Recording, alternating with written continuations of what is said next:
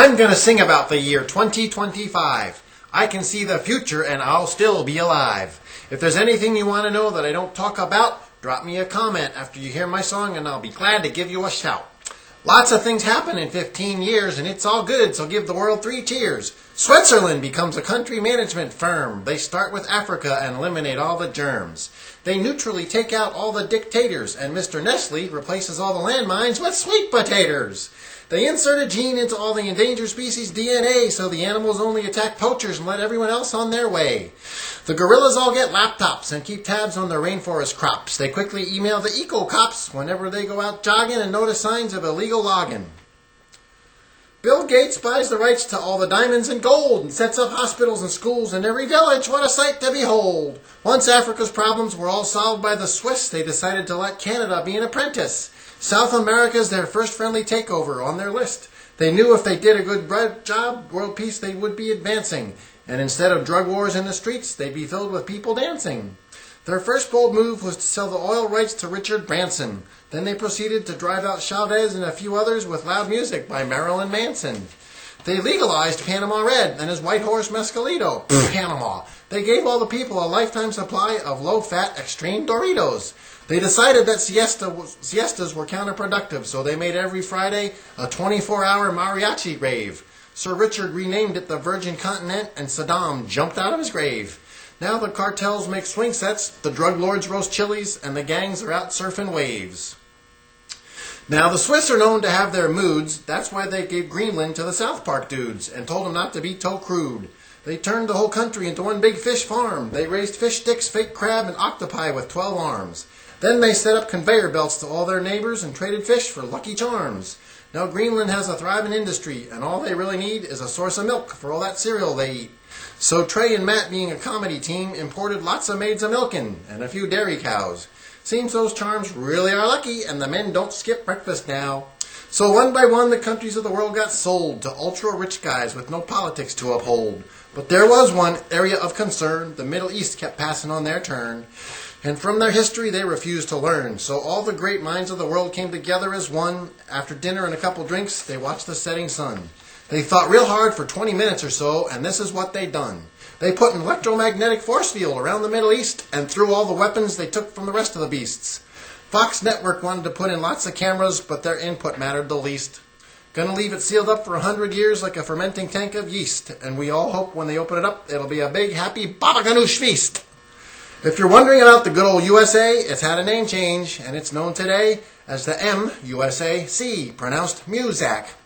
I do hear all you patriotic boys going yakety yak. The M stands for mellow and the C for Canada. We are the mellow United States of Canada. We don't have a flag, just red, red, white, white, and blue bandanas. Now even the cruds and the blips are waving our bandanas. You see, global warming has made lots of our land way too hot to stand. So Canada extended us a helping hand. Their climate is now like ours used to be, and it should stay that way as long as Al Gore the Almighty rules the galaxy. Now it's going to take a little while to explain how all this happened, so I would appreciate if all you diarrhea mouth right-wingers would stop your yapping. You see, we are now a socialocracy. It's a result of political fantasy leagues. A national contest was held to see which styles of government would best gel to make everyone happy. And well, there were hundreds of thousands of fantasy teams, so Google developed the software, it seems. The best, and the battle waged on for many, many years until a team of Oriental kids from Harlem prevailed, disproving the ruling party's unwarranted fears. Now, if your philosophy comes out of Texas, you might want to cover your ears, or at least get a box of tissues to soak up all your tears. You see, Texas is now a state full of queers. Global warming somehow caused permanent rainbows over the Rio Grande, and now Texas glows at night. So they took that as a sign and sashayed down to Dallas in droves and pushed out all the Karl Roves. The cowboys couldn't take all the people dancing in the fountains and didn't want to live on Brokeback Mountain. So they got out of Houston as quick as they could. Couldn't stand the sight of all that campfire wood. Melissa Etheridge bought that famous piece of land, and oh no, it's called the Alahomo. The presidential library that had lots of good intentions in it now has a whole new variety of bushes on exhibit. That $1 zillion wall they built along the border now has lots of holes for peeping and little slots where you stick the quarters. There's no more oil to pump out of the ground, but the new folks like to watch the rigs go up and down. They're so glad everything is bigger in Texas, and they're smiling like rodeo clowns. All the ranches now have organic happy cows, and it's fun to watch the cowgirls riding on the plows. They never got rid of those mechanical bulls, they just added some accessories, and every weekend the bars are still full. I could keep going, but I don't want to make it too rough. I think I accomplished my goal and pissed off the Texans enough. Now, California ain't what it used to be. Gonna be a long time before there's any scenery. A catastrophic trio of events forced out all the ladies and gents. A Chevron supertanker got tangled up in some dolphin fishing nets while the gambaholic captain was watching the Giants versus the Jets.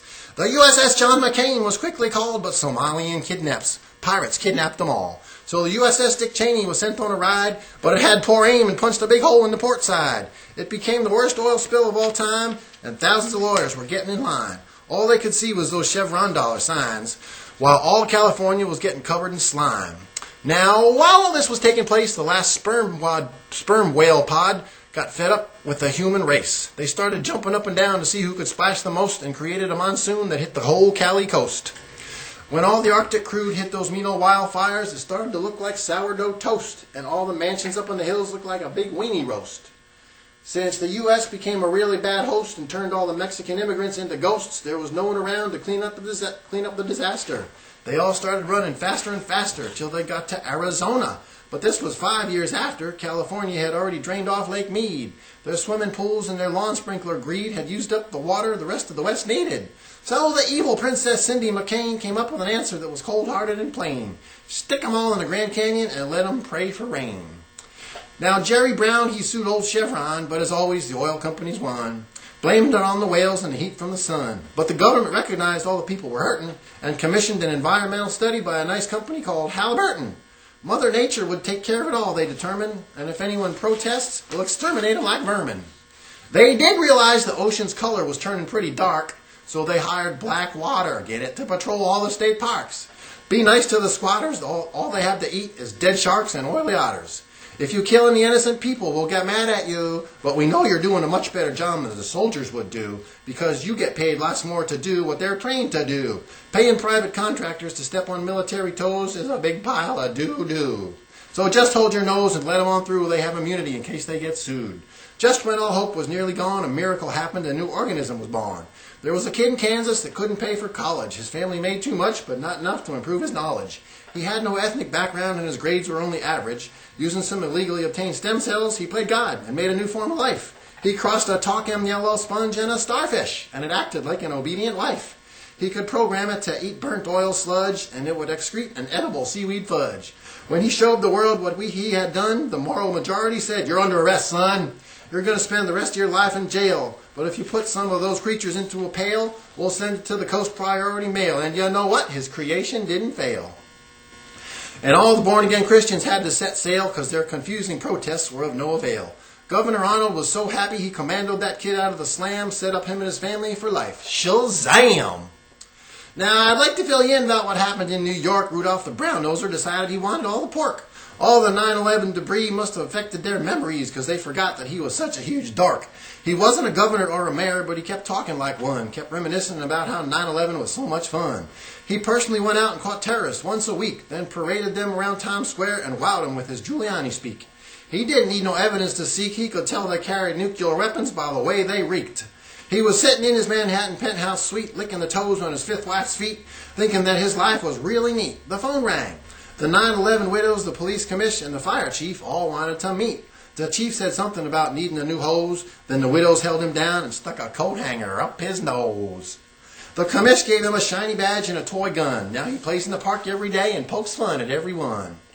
Once old Rudy was out of the way, Mr. Bloomberg was elected for forever and a day.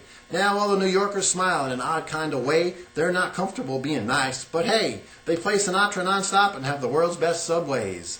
The Deep South became known as the Lower North, and the Midwest was known as the comic book belt, because growing corn is really funny, of course, and Alaska started to melt. The fishermen became best friends with the USSR, and now they can drive to get their mail-order brides in underwater cars. Florida cut loose and hooked up with Hawaii, where the climate suits their clothes. Now all the old retired folks can pretend they're Don Hoes and cruise around on their tricycles like they're 5-0s. New England is now the tourist capital of the world, and it's easy street for every boy and girl. They all get a cut of the revenue, and everyone goes to private schools. Las Vegas, Nevada pretty much imploded. The sins got worse and worse, and while the whole state got loaded,